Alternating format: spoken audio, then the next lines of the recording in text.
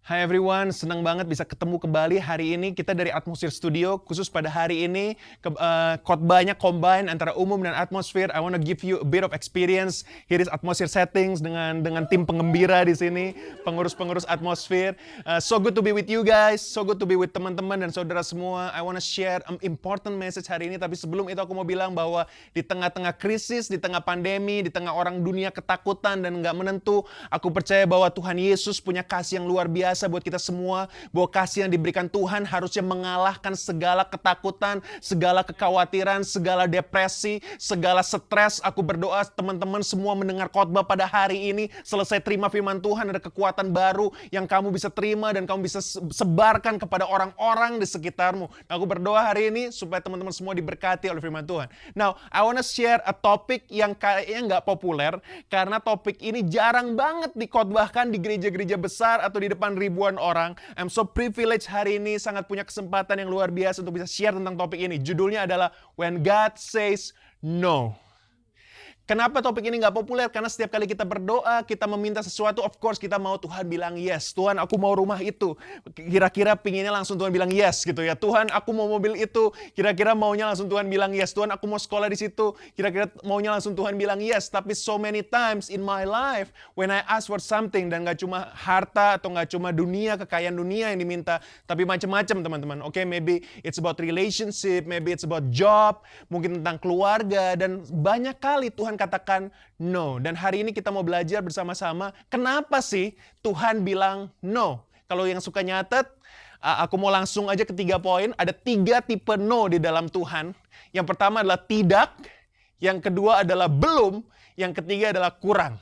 Oke, easy to remember, right? Tidak, belum, kurang. Bahasa Inggrisnya lumayan asik. No, not yet, and not quite. But I want to start with this statement. Hebrew 3 verse 15 berkata, "Today if you hear his voice, do not harden your hearts as you did in the rebellion." Di bahasa Indonesia dikatakan, pada hari ini jika kamu mendengar suaranya, janganlah keraskan hatimu seperti dalam kegeraman. Kata aslinya bukan kegeraman tapi pemberontakan. Ini menggambarkan bangsa Israel yang waktu mereka keluar dari tanah Mesir, mereka nggak dengerin Musa sehingga Tuhan menghukum mereka. Padahal sudah dengar tapi nggak nurut.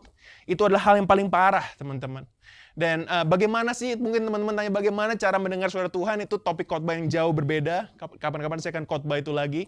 Tapi kalau teman-teman semua punya HP di sini, alright, we understand ada at least 3 cara Tuhan bicara kepada kita. Yang pertama adalah lewat verbal, yaitu langsung Tuhan telepon kita, bicara buat hati kita. Yang kedua adalah dengan text message. Text message-nya 2000 tahun yang lalu sudah diformulasikan tahun 318 Masehi oleh Council Nikea, yaitu Alkitab. Alright?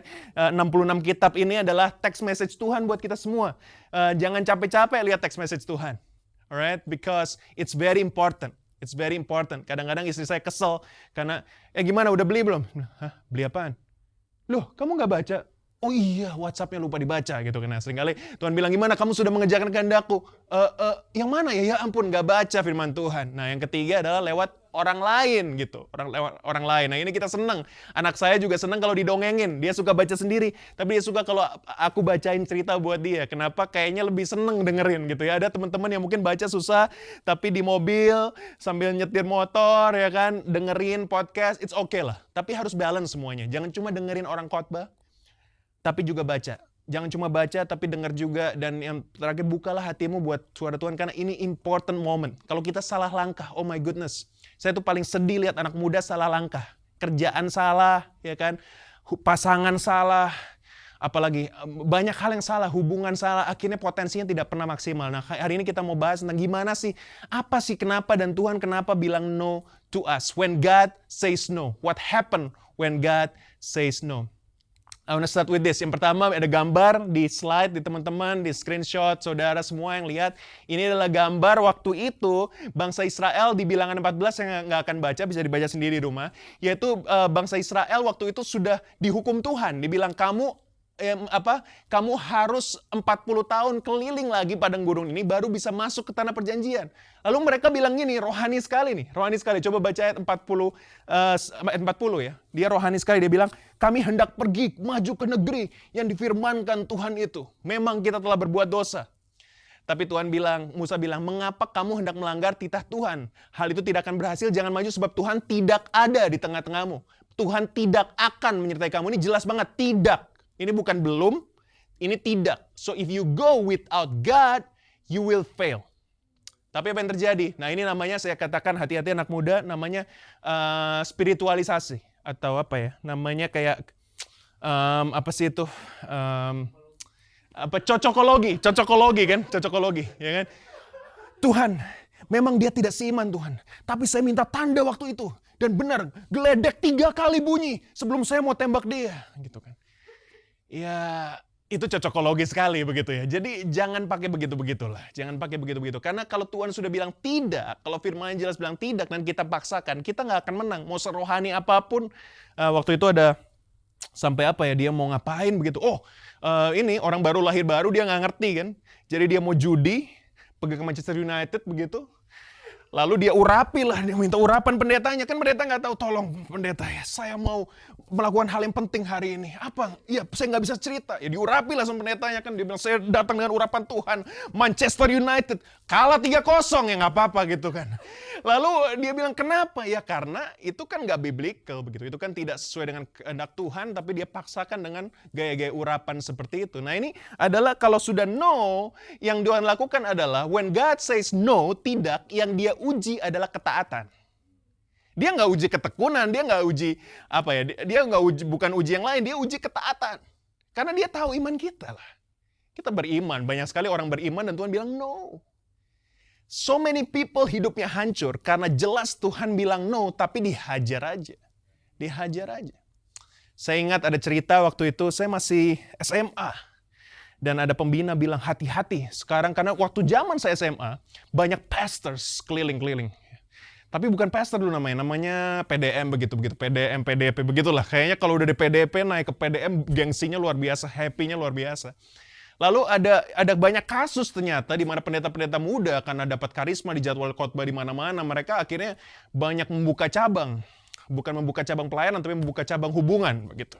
Maksudnya pacar di mana-mana, di Ambon, satu di Malang, di Medan. Nah, jadi satu kali ada anak muda ini, dia sudah kalau di kertas semuanya sudah tick the box. Maksudnya dia pendeta, dia lulusan S1, lagi ngambil S2, dia bisa khotbah, baik sekali datang kalau ke rumah. Calonnya selalu bawain buah buat tantenya, buat omnya. Mari tante, ini salaknya besar, sehat tante kalau makan ini. Pinter ngomong pendeta gitu kan. Nah, lalu apa yang terjadi? Tapi tantenya bilang, ini nggak beres, ini kayaknya hati enggak lah. Ngomonglah ke anaknya perempuan. Janganlah nak, jangan. Tuhan punya yang lebih baik. Mami gimana sih? Katanya mau hamba Tuhan. Ini hamba Tuhan gitu. Zaman dulu belum ada Facebook, jadi nggak bisa ke-track itu. Dia foto sama siapa saja. Ya kan? Lah akhirnya setelah ketahuan, setelah 3 bulan, 5 bulan, untung belum terlalu dalam hubungannya. Ternyata dia buka cabang di mana-mana, dia diskors, tidak lagi melayani. Baru anaknya bilang, kok mami bisa sih? Karena begini, orang tua tuh punya insting. Tuhan bicara loh buat orang tua. Jadi jangan kita sok tahu gitu kan. Papa ini nggak percaya, mama nggak percaya, saya lebih tahu. No. Your parents have an instinct yang Tuhan berikan buat mereka. Jadi dengarlah baik-baik. Dengarlah baik-baik. Kenapa? Karena kalau Tuhan bilang no, kadang dia nggak langsung bilang ke kita. Dia bilang lewat orang-orang di sekitar kita. Dia bilang lewat orang-orang sekitar kita. Sekarang we are overconfident with our ability. God says no untuk menguji ketaatan kita. Apakah benar kita mengasihi dia? Kalau benar, maka kalaupun dia bilang no, kita akan taat kepada Tuhan. Tapi yang kedua menarik adalah begini. Kadang-kadang waktu Tuhan bilang no, dia bukan bilang no as in tidak mungkin atau tidak boleh. Tapi dia katakan no adalah not yet. Belum. Oke, semua katakan belum.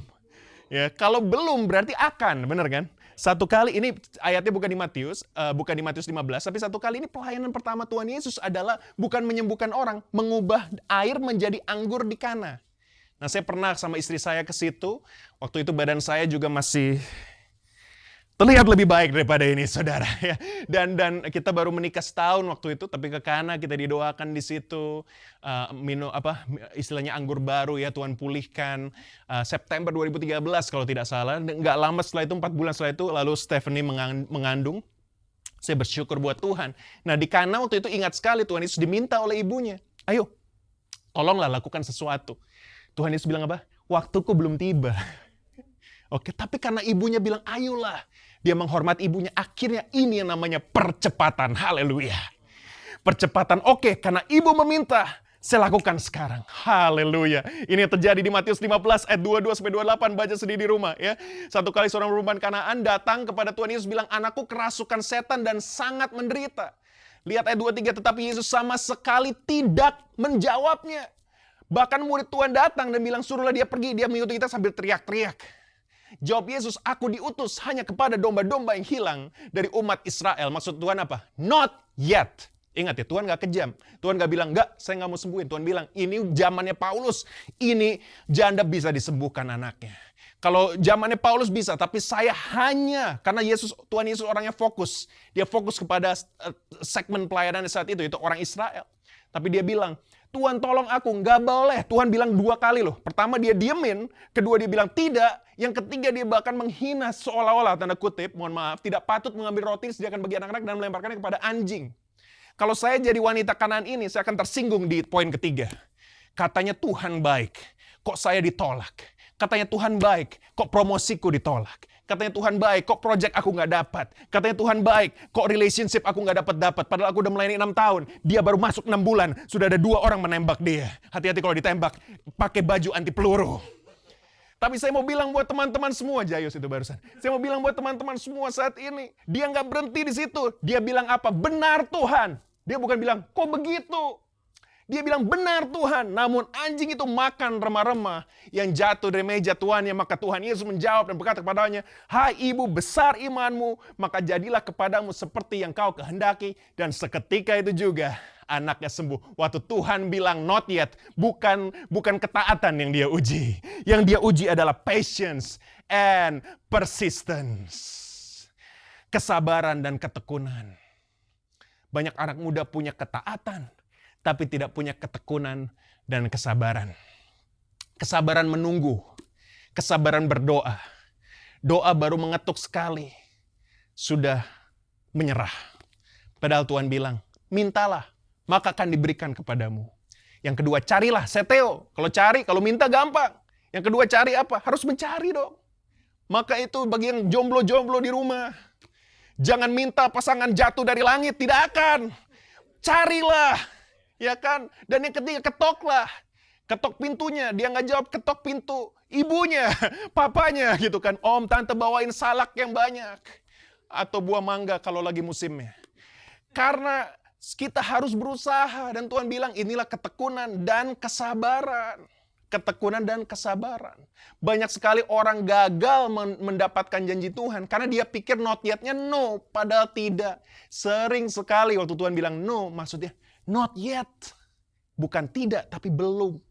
Karena satu, waktunya belum tepat. Kedua, waktunya sepertinya sudah tepat, tapi agenda Tuhan masih nanti. Nah itu yang saya bilang, kalau agenda Tuhan masih nanti, dan kita berdoa secara tekun, dan Tuhan bisa tergerak hati, dia bilang, oke, saya lakukan sekarang seperti di Kana, dan juga ke wanita Kanaan. Ini namanya percepatan yang sejati. Ini namanya percepatan yang sejati. Saya berdoa supaya gereja Tuhan dimanapun berada mengalami percepatan. Kita menjangkau ratusan ribuan jiwa percepatan karena Tuhan Yesus sudah mau datang.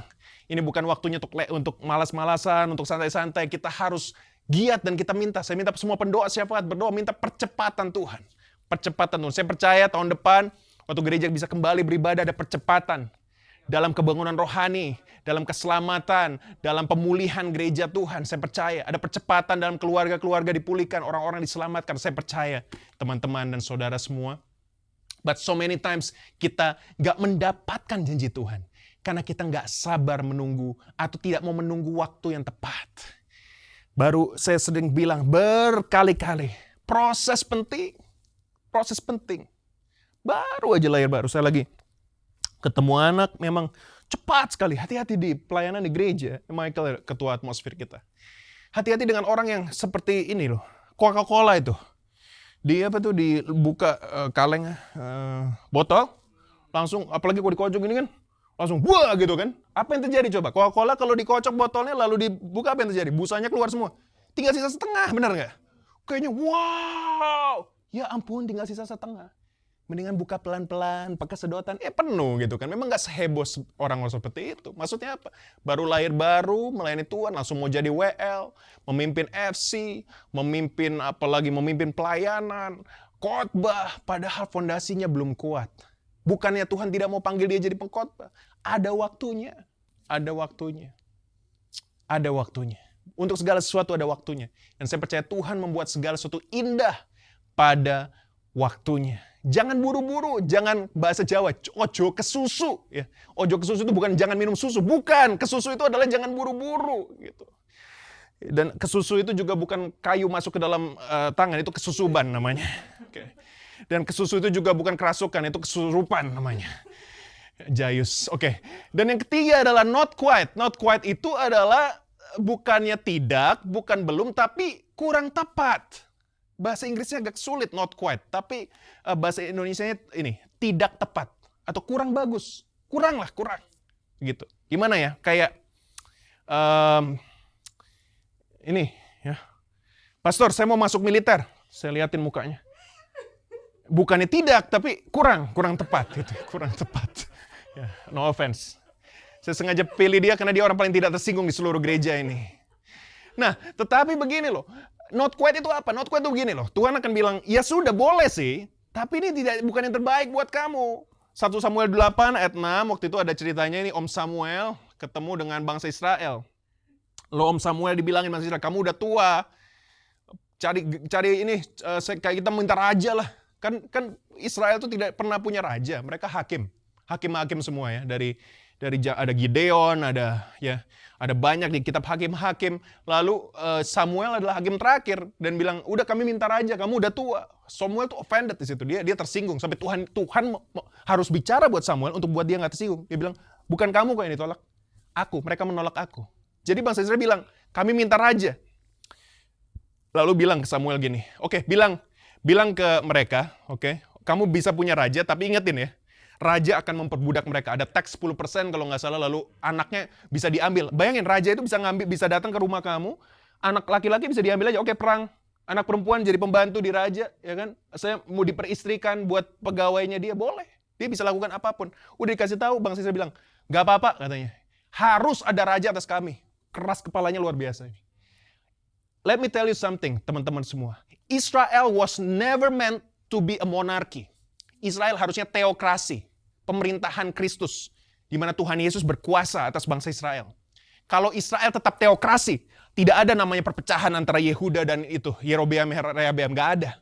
Tidak ada namanya penjajahan Babilonia, tidak ada namanya penjajahan Assyria. Kenapa? Israel akan tetap kuat karena rajanya Tuhan Yesus. Tapi karena mereka berontak, mereka minta Saul, habis mereka. Waktu Daud masih oke, Salomo ditunggu sama Tuhan. Begitu Salomo sudah ke Rehabeam, hancur itu kerajaan. Sampai yang 10 suku sampai sekarang udah gak ketahuan di mana.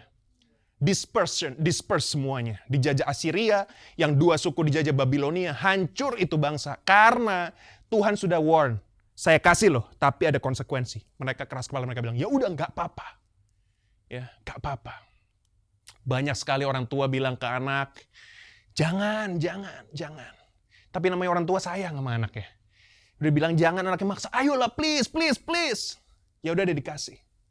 Saya umur 17, nekat, saya bilang, papa please beliin mobil. Janganlah, belum siap kamu. Please pak, please gitu kan. Tuhan tolong Tuhan, belum siap lah. Aku mau pokoknya gitu. Saya memang ambisius sekali kalau dalam urusan, ya itulah, begitulah, masih muda waktu itu. Nah, jadi dikasih. Saya ingat, hari pertama saya sekolah Alkitab bawa mobil. Nyerempet loh. Minggu kedua, lagi mundur parkir, nabrak tiang. Untung rumahnya gak roboh. Minggu ketiga, pintu garasi nutup, lecet atas. Bayangin, semua mobil tuh lecet kanan kiri. Saya bisa lecet di atas, betapa parahnya saya nyetir. Berarti ini parah sekali nih nyetirnya. Tuhan sudah bilang, belum Risa, not quite. Kalau saya kasih sekarang, kamu akan mengalami kesulitan. Bener loh, itu ongkos betulin mobil hampir lebih mahal daripada mobilnya. Nah, jadi kalau dia bilang tidak, dia uji ketaatan. Dia bilang belum, dia uji kesabaran dan ketekunan. Tapi kalau dia bilang kurang atau not quite, dia menguji iman. Apa yang diuji? Apakah kita percaya bahwa Tuhan punya rencana yang terbaik untuk kita? Makanya Yeremia 29 ayat 11 berkatakan, dia bukan bilang gini loh, Yeremia 29 ayat 11 tidak berkata, rencana aku baik bagimu loh. Aku ini tahu. Sampai dia harus bilang, aku tahu. Karena seringkali kita bilang, Tuhan gak tahu. Aku lebih tahu Tuhan. Apalagi anak muda yang baru putus cinta kan. Tuhan gak ngerti perasaanku. Tuhan bilang, padahal gue udah siap, aku sudah siapkan yang terbaik bagimu. Gak mau, aku mau sama dia. Kalau cinta dulu namanya buta, cinta buta. Sekarang budak cinta. Ya kan 10 tahun lagi saya udah gak ngerti namanya apa. Ya kan kucing mungkin. Habis apa aneh-aneh kan budak cinta dulu cinta buta. Apa sih blind? Apa? Aduh, love is blind katanya. Kalau love is blind gak mungkin jatuh cinta lah. Gitu kan. Love juga, ada yang bilang love at the first sight. Setelah dia love at the first sight, love is blind. Bingung kan, baru lihat jadi buta. Saya juga gak ngerti. Kalau saya lihat Stefani, saya gak buta. Walaupun mungkin dia buta memilih saya. Haleluya, haleluya. When God says not quite, dia testing our faith. Apa kita percaya gitu. Bang Sisir bilang, nggak keren, masa nggak punya raja. Yang lain punya raja. Justru menurut saya keren loh. Kamu nggak punya raja dari zaman Yosua. Nggak punya raja tapi menang terus. Haleluya. Ya kan, jangan mau seperti yang lain. Tuhan yang lain kok mobil mewah, saya mobil biasa. Tuhan yang lain motor besar, saya motor bebek.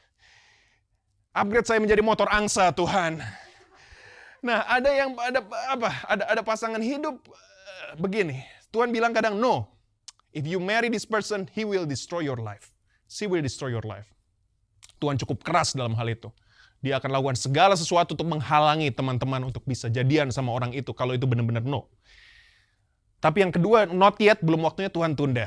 Ya kan? Tapi yang ketiga, not quite, ini sebetulnya paling bahaya, teman-teman. Paling bahaya adalah not quite. Kenapa? Tuhan tuh dalam posisi begini nih. Ada yang baik, berkenan, sempurna. Not quite ini baik kurang dikit lah. Gitu. Jadi Tuhan bilang, ya sudahlah kalau memang mau. Akhirnya apa yang terjadi? Orang yang hidup di not quite. Makanya musuh yang sempurna itu bukan yang buruk. Musuh yang sempurna adalah sesuatu yang baik, yang cukup. Saya udah cukup senang dengan pelayanan saya udah cukup senang dengan gaji saya cukup senang dengan hubungan saya, dengan FC small group saya sudah cukup Tuhan, terima kasih. Semua yang sempurna jadi lewat karena merasa cukup dengan cukup. Tetapi waktu di not quite ini adalah paling mengerikan. Kenapa? Di not quite ini, oke lah boleh kamu menikah dengan orang itu. Tapi apa yang terjadi? Ya nggak melayani. Ya, potensimu nggak akan berkembang. Kamu tidak melayani Tuhan, tapi hidupmu bahagia, hidupmu oke lah. Ya kan, aman, tenang, mati masuk surga, ya kan, anak lucu-lucu. Tapi hidupmu nggak akan mengembangkan potensi yang luar biasa yang Tuhan sudah sediakan bagimu. Nah, di situ yang mengerikan. Saya berdoa supaya semua yang menyaksikan saat ini katakan, Tuhan, saya tidak mau hidup di not quite. Saya nggak mau hidup di not yet. Dan saya nggak mau hidup di no. Saya mau hidup di yes. Di mana Tuhan bilang, ini rencanaku yang sempurna yang terjadi bagimu. Saya ketemu satu anak muda yang ada di sini saat ini. Salah satu our team member juga. Dan saya merasa di my spirit bahwa Tuhan panggil anak ini untuk melayani full time di gereja. Padahal melayani full time di gereja bukan sesuatu yang keren, tanda kutip ya, pada beberapa tahun yang lalu. Sekarang keren ya. Tapi waktu dulu kalau ditawarin, kamu mau full time gak? Aduh full time tuh seperti gitu, kayak kok sepertinya maunya semua mau di marketplace gitu. Semua tuh maunya di marketplace, maunya di bisnis. Saya tawarkan dia, ayo kamu, Tuhan memanggilmu untuk at church. I feel it. Yeah, you pray, I pray. Terus dia menghindar terus, anak ini menghindar terus. Dia bilang, ya nanti saya doakan. Nanti saya ngomong ke parents dulu, macam-macam lah alasannya. Tapi saya doa terus, saya bilang, kenapa? Saya tahu begini. Saat ini dia bekerja, gaji oke, parents oke, semua oke. Tapi ini not quite. Ini oke aja. Ini bukan yang sempurna. Potensinya gak akan berkembang. Kapasitasnya tidak akan maksimal. Saya urge terus, saya berdoa terus. Akhirnya dia mengambil keputusan. Ya oke, saya mau melayani full time di rumah Tuhan. Dan sejak dia full time di rumah Tuhan, dia menjadi pemimpin di gereja kami. Salah satu pemimpin luar biasa, menjadi impact buat banyak orang. Dan waktu saya tanya dia, this is the best decision for her life. Kenapa? Karena ini move dari not quite ke yes. Dan itu yang saya mau berdoa buat saudara semua di tempat ini. Ada yang namanya divine realignment. Keren banget ini kata-kata. Divine realignment. Saya nonton AC Milan minggu lalu. Puji Tuhan, terima kasih Tuhan. AC Milan sudah menang 5 kali berturut-turut. Karena memang jago. Ya, lalu waktu lagi main bola, satu strikernya, bayangkan, striker yang satu sudah cedera. Ada satu striker kena COVID. Nah, ada satu striker, dia lagi lari, tiba-tiba dia jatuh. Ya ampun, tangannya mengsol. Mengsol. Saudara nggak ngerti mengsol apa? Berdoa supaya ngerti. Mengsol adalah melengse. Mengsol adalah sol. Ya, jadi keluar. Terpelecok. Ya, oke. Kalau terpelecok nggak ngerti, saya udah nggak ngerti. Biar Tuhan memberikan pengertian bagimu saat ini. Nah, mengsol tangannya, saya ngeliat ngeri. Aduh, ngeri. Apa yang terjadi kok tangan mengsol? Saya pernah tuh, tangan mengsol. Biasa panggil Shinsei. Ya. Shinsei-nya harus yang kumisnya panjang, saudara ya. Harus dia dengan hati-hati. Ya, brak! Wah, dikembalikan ke posisi yang tepat. Akhirnya sembuh ini orang. Tapi tangan mengsol itu memang gak enak sekali. Dilihatnya gak enak, rasanya gak enak. Memang waktu dipulihkan, diluruskan sama Shinsei, itu sakitnya luar biasa. Tapi itu keharusan. Teman-teman, waktu Tuhan meluruskan kita dari not quite, dari not yet ke yes, itu namanya realignment. Sakit kita. Aduh, sakit. Siapa sih yang putus gak sakit? Ya kan, kecuali putusnya sama semut, sama tikus, sama kecoa, nggak sakit. Putus pacar, of course sakit.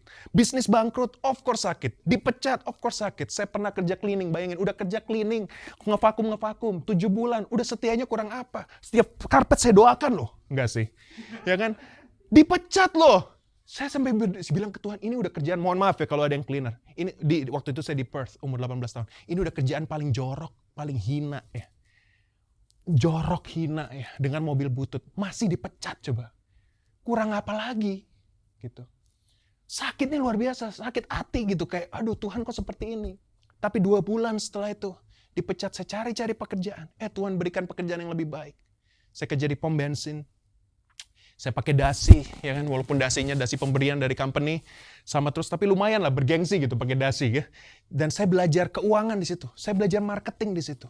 Memang waktu Tuhan luruskan sakit, dipecat sakit, gak dapat promosi sakit, kehilangan lagi bidding gitu sakit lah, kehilangan tender sakit, kehilangan pasangan sakit, kehilangan orang yang kita kasihi sakit. Tapi kadang-kadang kesakitan itu perlu karena Tuhan sedang meluruskan kita kembali ke jalan yang benar. Dan aku percaya waktu kita diluruskan, memang sakit, tapi apa yang terjadi?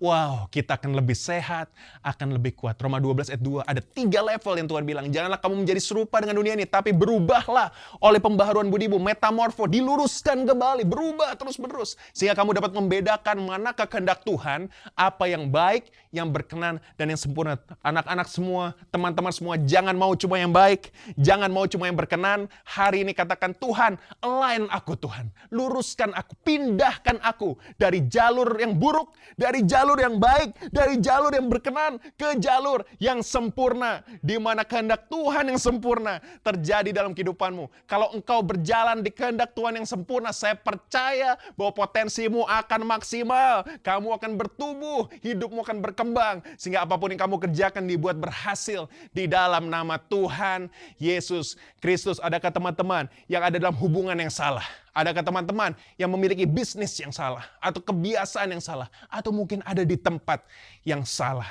Hari ini berdoa di dalam nama Tuhan Yesus Kristus, supaya teman-teman kembali ke jalan Tuhan yang sempurna. When God says no, Dia katakan tidak, belum, kurang. But when God says yes, Dia katakan, biarkan aku membawamu ke jalanku yang sempurna. Jalanku di atas jalanmu, pengertianku di atas pengertianmu. Tapi aku tahu rancanganku yang terbaik bagimu. Dan hari ini aku akan membawa engkau ke rancanganku yang terbaik.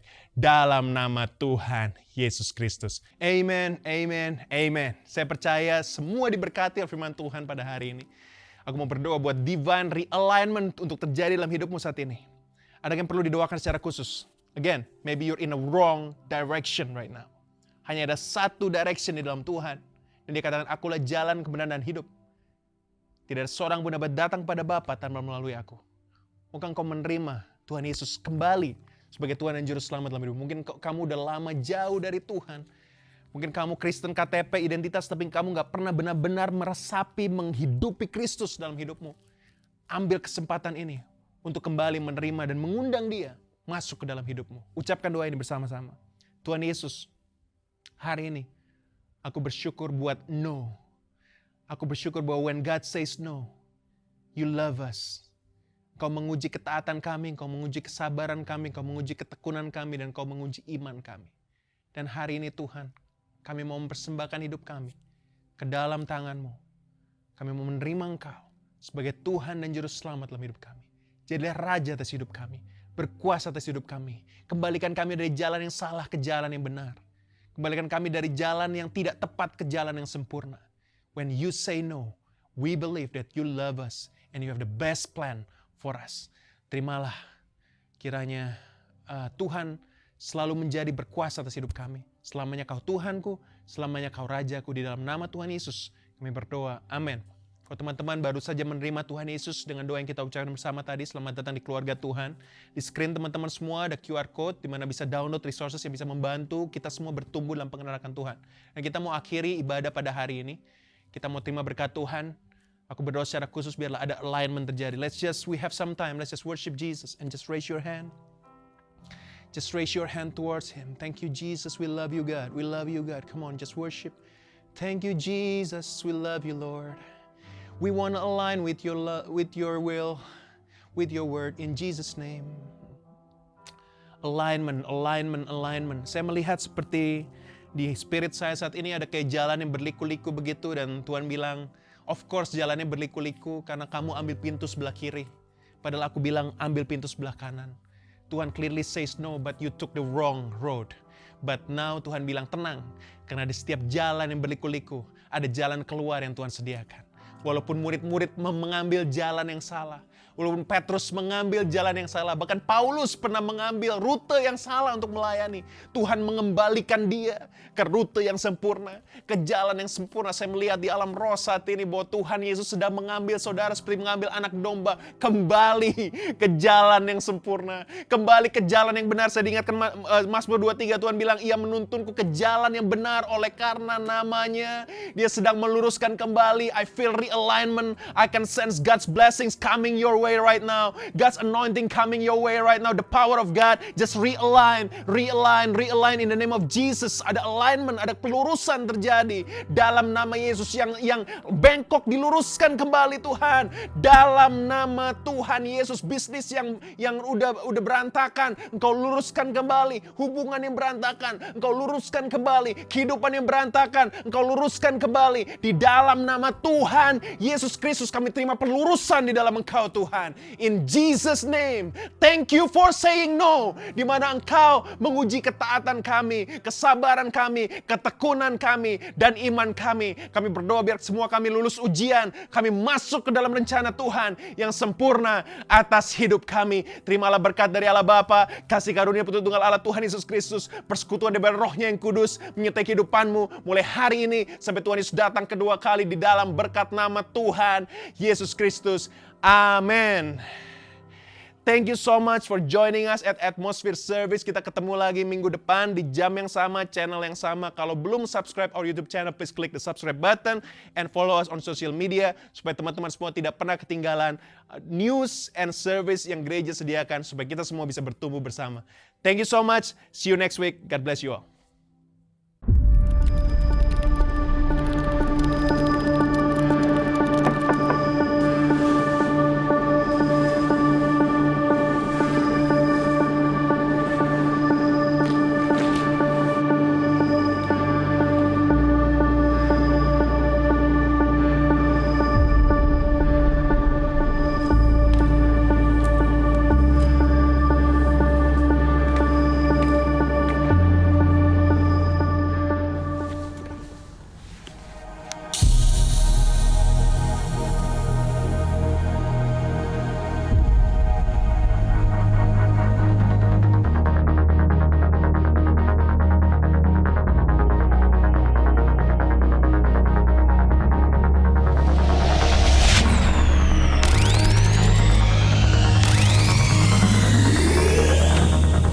Welcome to my world. I am the Father. I'm looking for the one who's willing to complete the quest. Are you the one?